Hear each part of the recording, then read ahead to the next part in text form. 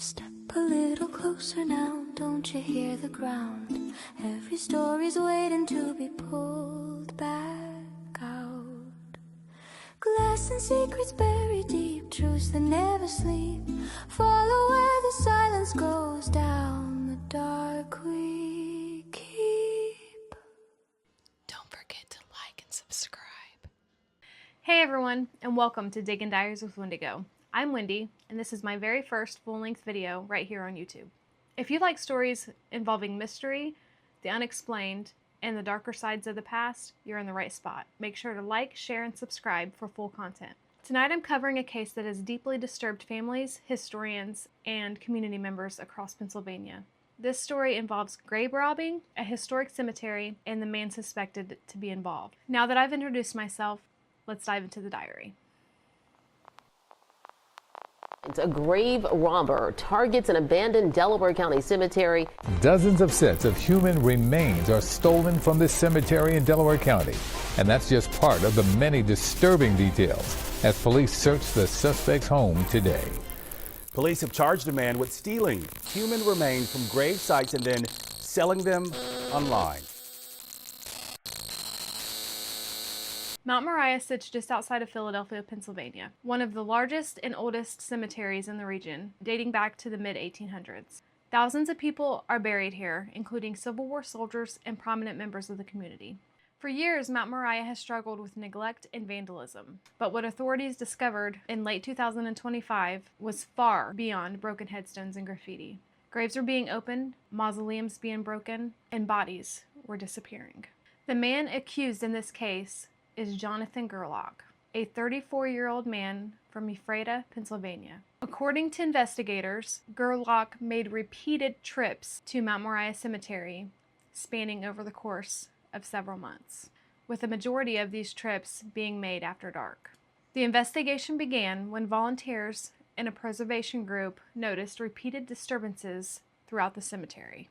Mausoleum doors were being opened, burial vaults being tampered with, seals meant to protect the remains of generations had been destroyed, and then came a tip that would blow the case wide open. Police received a tip that a human body was reported to be hanging in the basement of Jonathan Gerlach. This report triggered a full-scale investigation. On January 6, 2026, Jonathan Gerlach was observed by investigators leaving Mount Moriah Cemetery. In hand, he had a crowbar and a burlap sack. Inside the sack were human remains. He was then immediately arrested and taken into custody. What investigators found in Gerlach's home and storage units has been described as one of the most disturbing discoveries in Pennsylvania's history. Authorities reported finding more than 100 human skulls. They also found long bones stacked on shelves, mummified hands and feet, decomposing torsos, and remains still attached to medical devices, suggesting recent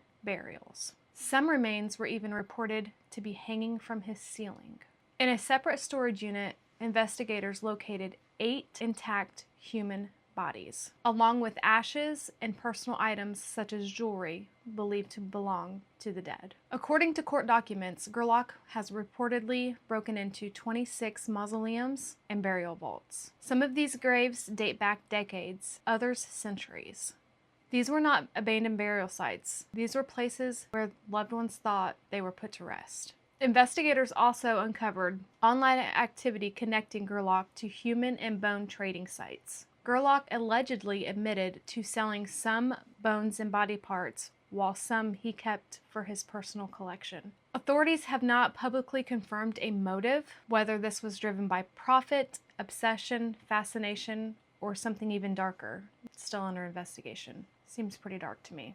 As of today, January 15th, 2026, Jonathan Gerlach remains in custody with a $1 million bail. He faces hundreds of criminal charges, including grave robbing, the abuse of a corpse, and desecration of graves. A preliminary hearing is set for January 20th, 2026. The investigation is ongoing, and authorities continue to piece together as much of the puzzle as they can in hopes that they can return the body parts back to their final forever resting places. As someone who loves history and the stories left behind, this case is deeply unsettling. There is a clear line between curiosity and violation. And to me, this definitely crossed over to be deeply violating in every possible way. Cemeteries are not just places of death, they're places of memory, respect, and remembrance. Cases like this show us how truly fragile those spaces truly are. What do you think about this case? What do you think the motive is? Do you think it's something dark and grotesque, or do you think it was for profit to sell the body parts? What do you think drives someone to commit an act like this?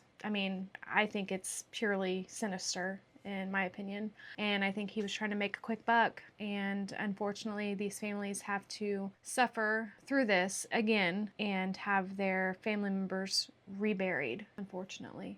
And that's just very heartbreaking. Also, another thought is, how can communities better protect their historic cemeteries? Better surveillance, maybe somebody like a night watchman being out there. I think maybe those might help.